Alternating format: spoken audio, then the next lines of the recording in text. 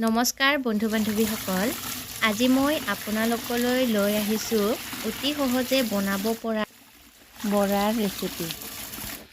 ৰেচিপিটোৰ কাৰণে মই প্ৰথমে লৈছোঁ নৰসিংহৰ 3টা কোমল ঠাৰি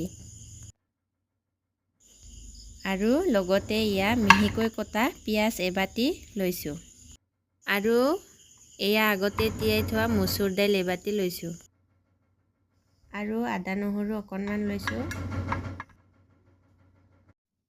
এতিয়া আদা নহৰুখিনি পটাত ভালকৈ পিচি ল'ম।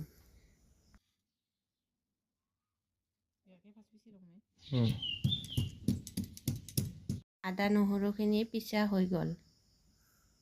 আপোনালোকে গ্ৰাইণ্ডাৰতো পিচি ল'ব পাৰে, কিন্তু মই পাতাত পিচি বেছি ভাল পাওঁ।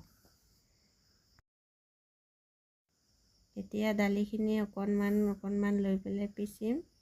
বেছিকৈ ল'লে পিচিবলৈ অসুবিধা হয়।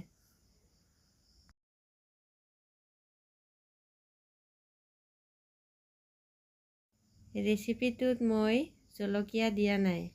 আপোনালোকে জলকীয়া দি খাব পাৰে। মোৰ ঘৰত সৰু ছোৱালী আছে কাৰণে মই জলকীয়া দিয়া নাই। আপোনালোকে প্ৰয়োজন অনুসৰি জলকীয়া দি ল'ব। মই দাইলখিনি পিচি থকাৰ সময়ত মাইনাজনীও খেলি আছে। ইমানকণ অসুবিধা মোক কৰা নাই। এতিয়া মই দাইলৰ লগত কাটি থোৱা পিঁয়াজ আৰু আদা নহৰুখিনি মিহলাই ল'ম। আপোনালোকে জলকীয়াখিনিও দি ল'ব পাৰে।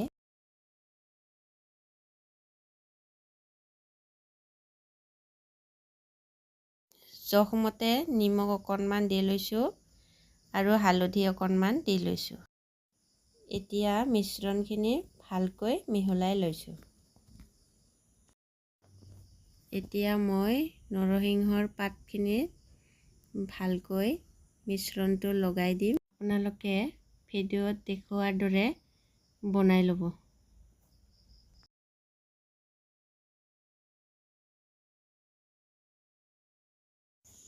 আপোনালোকে যদি বৰাটো বেছিকৈ বনাব খোজে, তেতিয়াহ'লে আপোনালোকে ঠাৰিটো বেছিকৈ ল'ব লাগিব।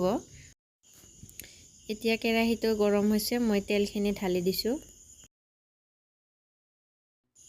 তেলখিনি গৰম হৈছে, এতিয়া মই বৰাটো লাহে লাহে এটা এটাকৈ দি দিম।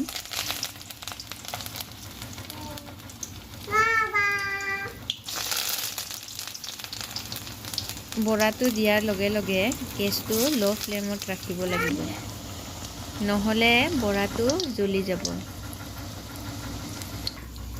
এতিয়া মই বৰাটো লাহে লাহে ওলটাই দিছোঁ।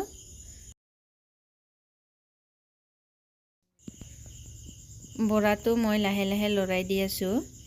যেতিয়ালৈকে বৰাটো ৰঙচুৱা নহয়, তেতিয়ালৈকে লাহে লাহে লৰাই দি থাকিব। ভালকৈ ৰঙচুৱাকৈ ভাজিব লাগিব।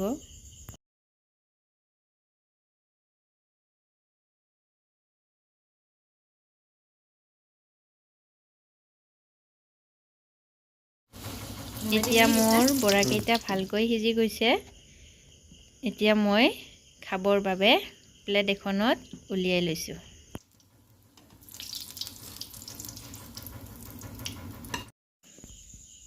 এতিয়া মই বৰাখিনিত অকণমান সৰুকৈ কাটি থোৱা পিঁয়াজ দিছোঁ। বন্ধু বান্ধৱীসকল, আপোনালোকেও এনেকৈ বনাই খাই চাবচোন। মই বহুত ভাল পাওঁ খাই। আপোনালোকে খাই কেনে পায় মোক কমেণ্টত জনাবচোন। আজিৰ ভিডিঅ'টো ইমানেই। আপোনালোকে ভিডিঅ'টো শেষলৈকে চোৱাৰ বাবে ধন্যবাদ।